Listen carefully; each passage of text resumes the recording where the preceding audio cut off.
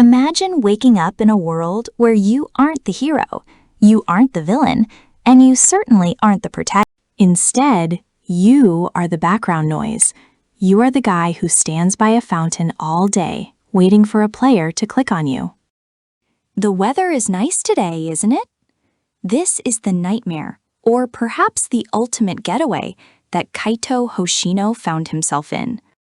Welcome back to the channel, everyone. Today we are diving into a world where the rules of logic are flipped upside down, and the lowest rung on the social ladder holds the leash of the world's most terrifying monsters. This is the story of I logged in as an NPC, but every boss kneels before me. In the year 2045, the full-dive VR MMORPG Ethelgard Online wasn't just a game, it was a second society. Millions of players spent their lives grinding for loot, fighting dragons, and climbing the ranks of legendary guilds. But Kaito Hoshino was different. A former top-tier beta tester who grew weary of the endless toxicity and the pay-to-win mechanics, Kaito decided to do something radical on the game's final update. He used a specialized legacy key he earned during the beta to create a permanent account. However, instead of choosing the hero or mage class, he chose the deep logic role, an NPC. When the servers merged and the game became a permanent reality for those logged in, Kaito didn't find himself in a golden palace. He woke up in the dusty, cobweb-filled archives of the Librarian's Rest, a minor waypoint in the middle of a level 10 starter zone. His name had changed to Renzo, a simple archive custodian with a generic brown robe and a wooden staff that did 0 damage. To any passing player, Renzo was just a piece of the scenery, a scripted entity meant to provide lore snippets about the Great Calamity. But there was a glitch, or perhaps a design choice left by the original creator, that no one noticed.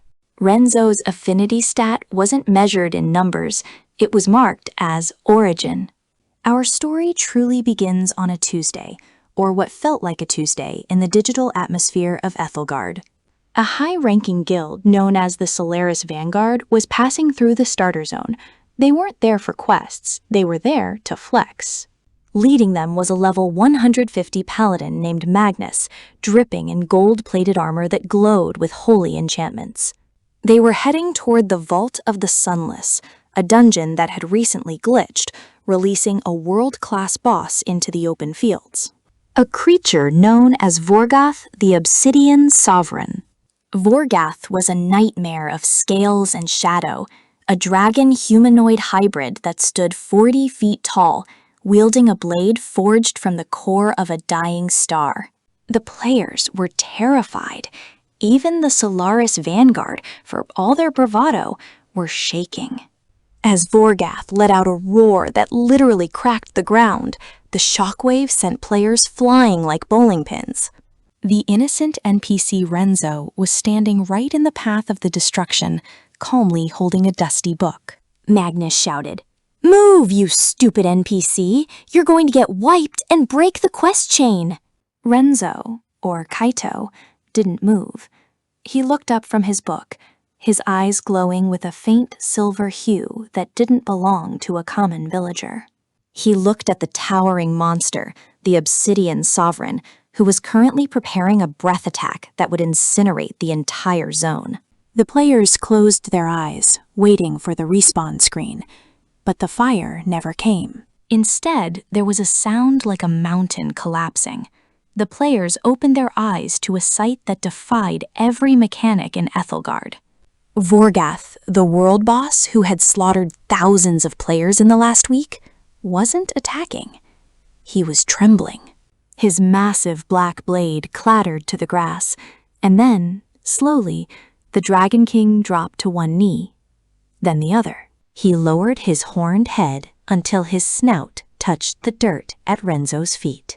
The boss's voice boomed, not in a roar, but in a whisper of pure terror and reverence. "I did not know this sector was under your direct supervision. Please forgive my intrusion into your silence." Renzo sighed, closing his book with a soft thud. Vorgath, you're making a scene, and you're getting dust on the scrolls. Stand up and go back to the vault. You're scaring the heroes. The players stood frozen. The UI windows on their screens were flickering red, unable to process what they were seeing. An NPC, a level 1 librarian, was scolding a world boss like a disobedient puppy. This was Chapter 1 of a new legend, the Librarian of Forbidden Truths. Kaito realized that his NPC status wasn't a restriction, it was an override. In the coding of Ethelgard, NPCs were the pillars of the world, and as the origin NPC, he was essentially the root directory. To the bosses, who were the enforcers of the world's law, Renzo wasn't a victim, he was the boss of bosses. Word spread like wildfire. A video captured by a low-level thief went viral on the global forums. The god-tier NPC became the biggest mystery in the game, but Kaito didn't want fame.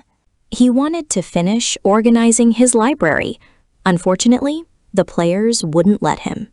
Enter the Emerald Legion, a guild notorious for exploiting game mechanics and bullying NPCs to trigger hidden events.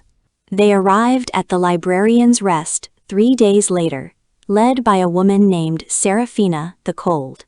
She didn't believe the videos. She thought it was a staged event or a developer prank. "Listen here, Renzo," Seraphina sneered, slamming her dagger onto his wooden desk. "I don't know what kind of bug you're using, but I want the key of the void. Hand it over, or we'll see how many times we can kill an NPC before the system deletes you." Kaito looked at the dagger, then at Seraphina. He felt a strange sensation in his chest, a prompt only he could see. Threat detected against the stability of the archive. Automatic defense protocol active. Before Seraphina could even blink, the sky turned purple.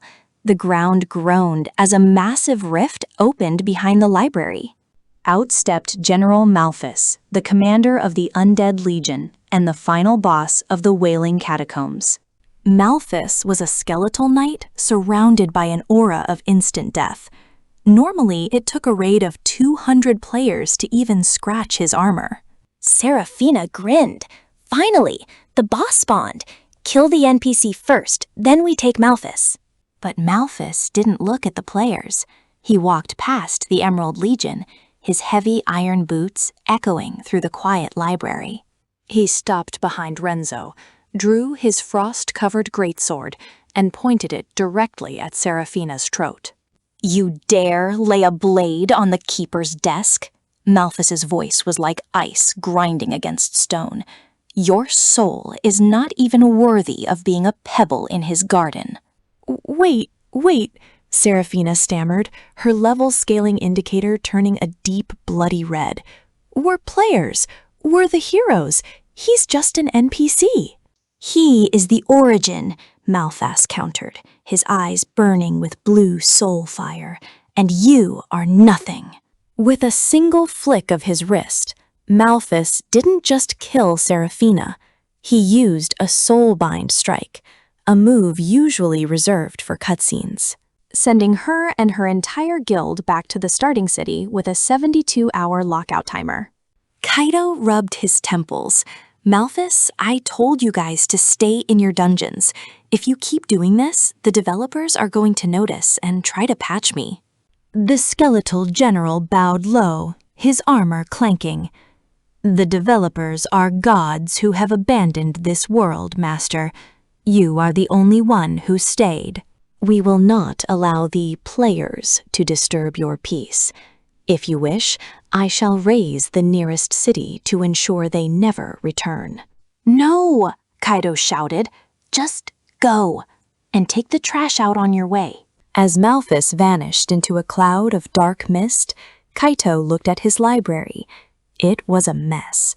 This was the start of his new life. He wanted to be a background character, but the world's most dangerous villains had decided he was their king. And soon, the great players of the top guilds would realize that if they wanted to conquer Ethelgard, they wouldn't have to fight the bosses. they would have to ask permission from the man behind the desk. The mystery of the shadow of the creator was only beginning, and for Kaito, the quiet life of an NPC was about to become the most chaotic journey in the history of gaming. Stay tuned, because the real power in this world doesn't carry a sword, he carries a library card. The transition from a mere glitch to a living god in the machinery of Ethelgard was not marked by a thunderclap, but by the soft rustle of parchment.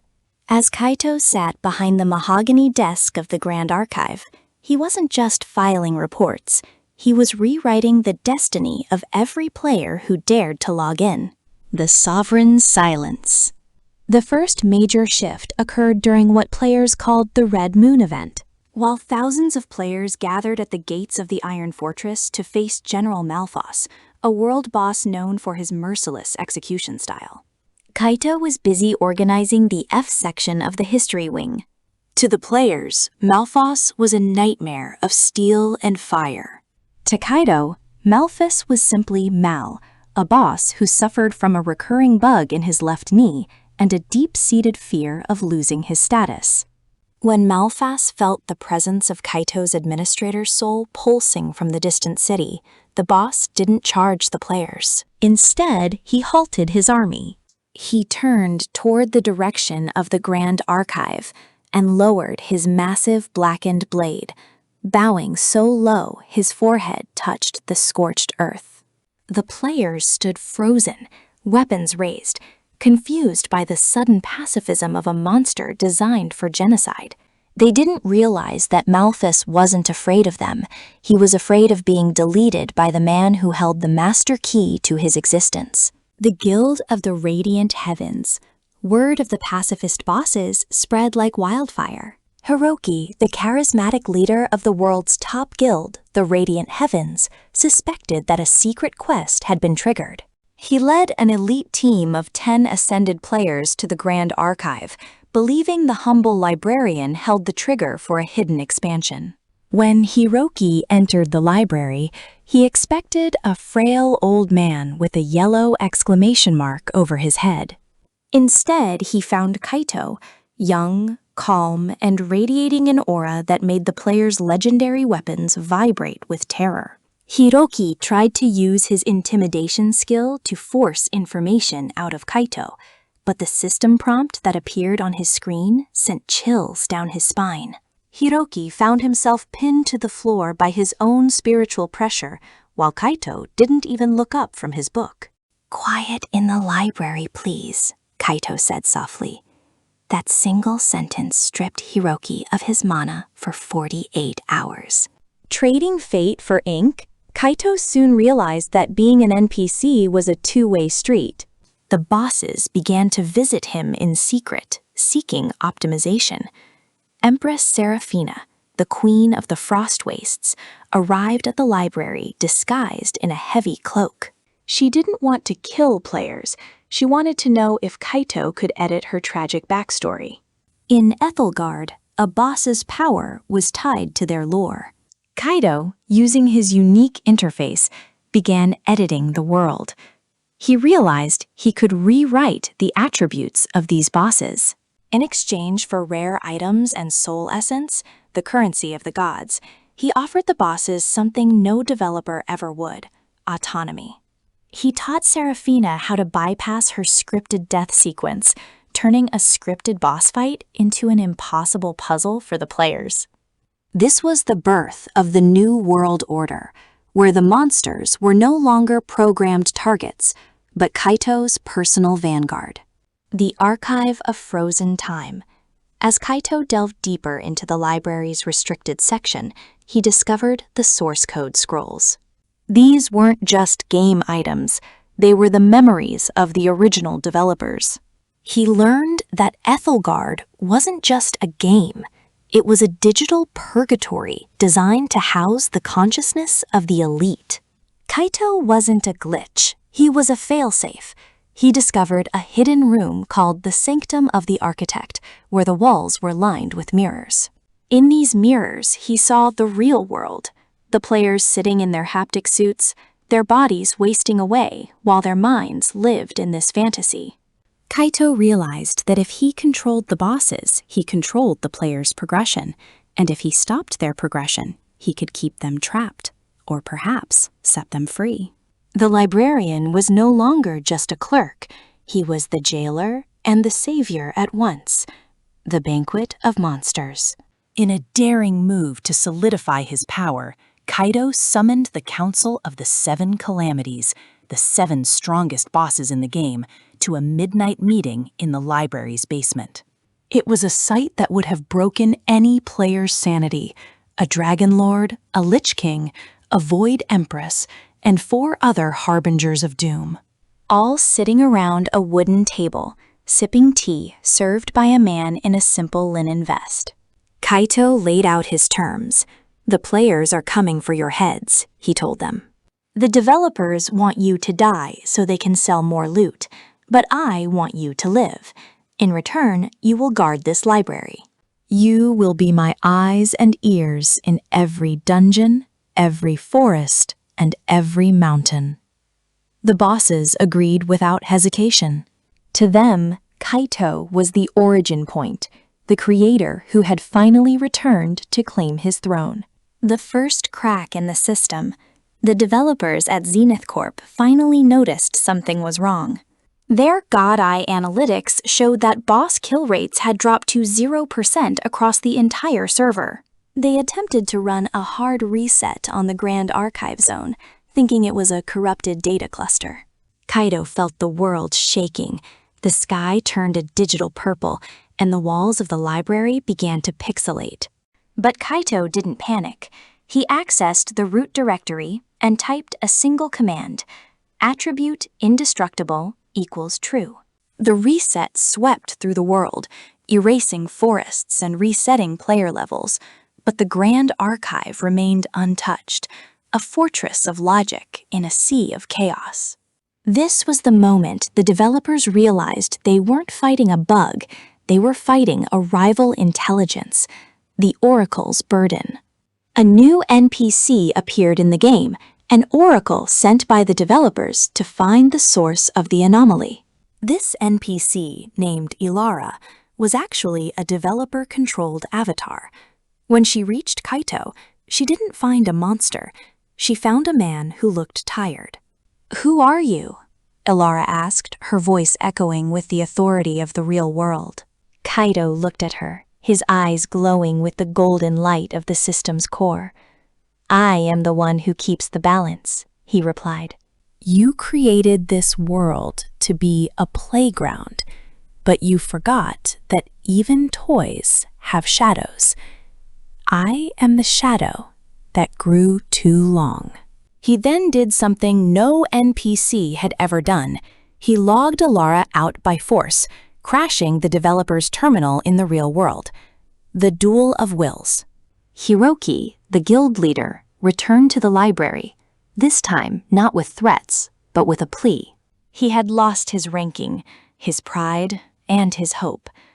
He challenged Kaito to a duel, not of swords, but of will. If Hiroki won, Kaito would reveal the secret to escaping the game. If Kaito won, Hiroki would become his first human NPC. The duel took place in the courtyard of the archive. Hiroki unleashed every skill in his arsenal, turning the sky into a rain of golden swords. Kaito didn't move. He simply held up a quill pen. As the swords reached him, he edited their trajectory, turning the blades into flower petals. He then rewrote Hiroki's status from hero to scribe. In an instant, Hiroki's legendary armor turned into common robes.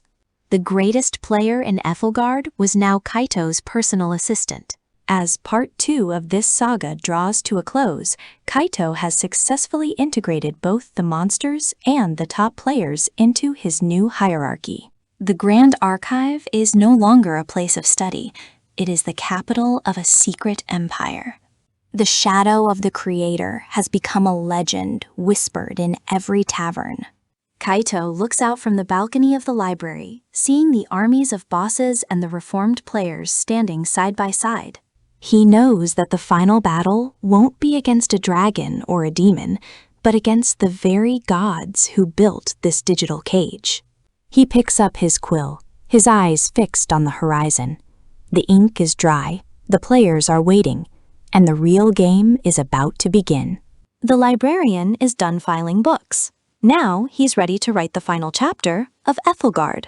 The sky over the capital of Ethelgard did not turn dark. It turned white, a blinding, sterile white that signaled the presence of the creators. This was the Great Reset, the ultimate failsafe programmed into the world's core to erase any anomaly that threatened the balance of the game. To the developers, Kaito was not a hero, nor a king. He was a bug that needed to be patched out. But as the digital fabric of the world began to fray at the edges, dissolving into strings of raw binary code, Kaito did not flinch. He stood at the center of the Great Library, the very place where he had spent years as a lowly NPC, dusting shelves and organizing the histories of a world that was never meant to be his. Beside him stood the most terrifying entities in the game, General Ryoken, the undead shogun, whose blade could sever the concept of death, and Lady Izumi, the frost empress of the northern wastes, whose very breath could freeze time itself. These were the bosses players feared, monsters designed to be killed for loot. Yet here they were, kneeling not in submission to a mechanic, but in genuine loyalty to the man who had given them a soul. "The architects are coming," Izumi whispered, her crystalline eyes reflecting the collapsing sky. "They seek to delete the memories of everything we have built.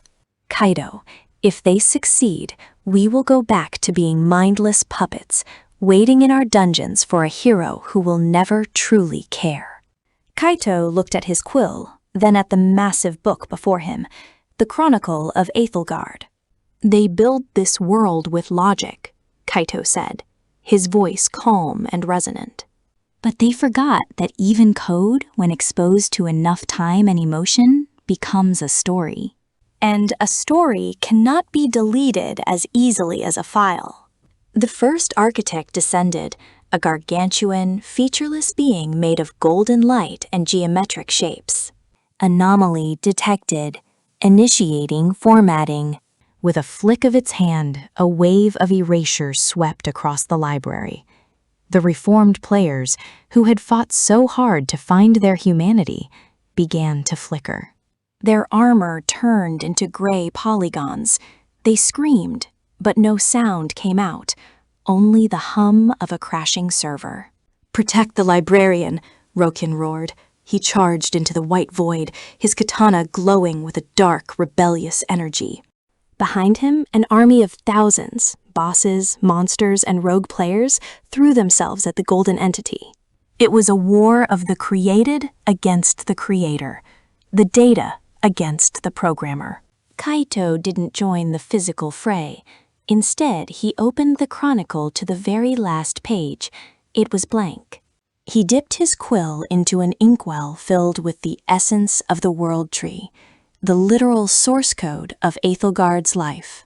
"Chapter 10, Kaito muttered, his hand moving with a speed no player could match. The day the characters wrote the author.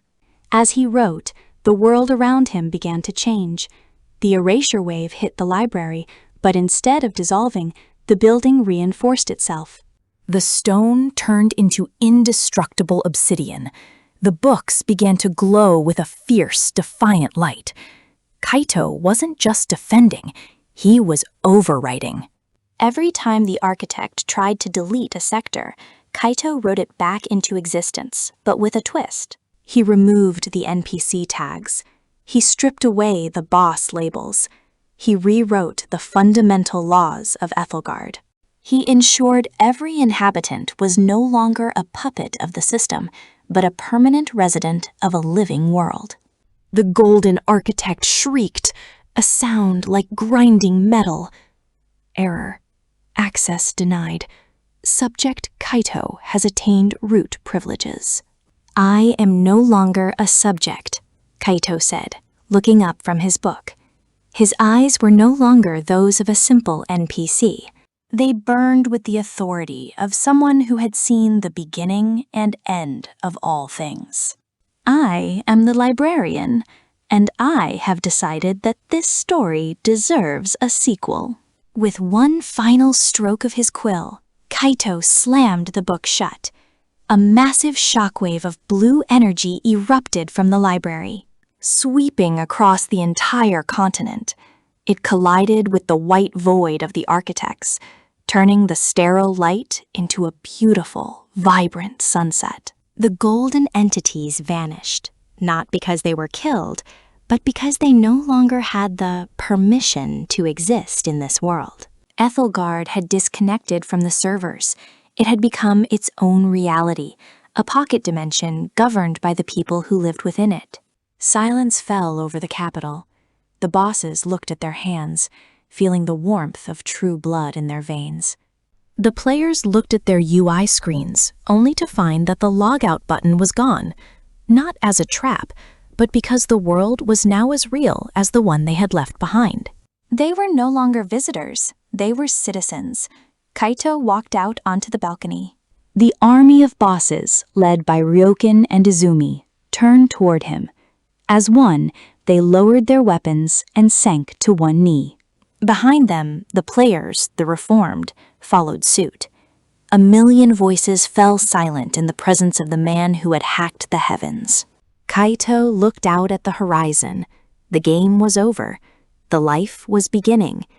He was still the librarian, but his library now spanned the entire world. "Rest now," Kaito said, his voice carrying on the wind to every corner of the land. "The scripts are broken. The paths are yours to choose. Ethelgard is finally free." He walked back into the quiet shadows of his library, picked up a simple broom, and began to sweep the dust from the floor. Even a god-tier administrator had to keep his workplace clean. After all, there were many more stories to be written. And for the first time in his life, Kaito was looking forward to the next morning. And that, my friends, is the epic conclusion to the story of Kaito, the NPC who dared to rewrite the stars. From a humble librarian to the master of a digital universe, his journey reminds us that no matter what role society or the system tries to force upon us, we always hold the quill to our own story. Kaito didn't win because he had the highest stats or the legendary gear. He won because he understood the power of the world he lived in better than the people who built it. He turned his chains into his greatest weapon, and in doing so, he gave a soul to a world made of nothing but ones and zeros. This story shows us that true power doesn't come from standing above others, but from standing with them. Even if those others happen to be terrifying world bosses or confused players lost in a digital cage. When Kaito earned the respect of the bosses, he didn't just gain bodyguards, he gained a family that was willing to defy the gods themselves. What would you do if you woke up tomorrow as an NPC in your favorite game? Would you follow your script, or would you follow Kaito's lead and start looking for the root privileges of your own life? Let us know your thoughts in the comments below. Before you head out to start your own adventure, if you enjoyed this journey through Ethelgard and want to see more epic tales of overpowered NPCs, hidden game mechanics, and world-shattering twists, make sure to give this video a big thumbs up. Don't forget to hit that subscribe button and ring the notification bell so you never miss a chapter. We have many more stories waiting in the archives, and we'd love to have you along for the ride. Halo semuanya, terima kasih sudah menonton sampai habis. Teruslah berkarya, teruslah berimajinasi, dan ingat, selalu tulis cerita kalian sendiri. Sampai jumpa di video berikutnya di channel Stay Awesome!